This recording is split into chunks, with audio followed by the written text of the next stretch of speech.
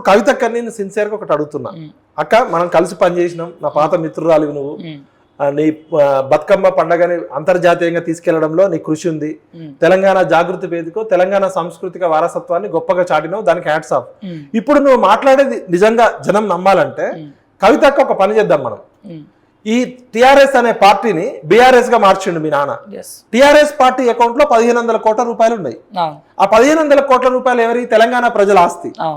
TRS party పేరు మీద ప్రతి ఊర్లో బిల్డింగ్లు ఉన్నాయి, జిల్లాలలో కేంద్రాలు ఉన్నాయి.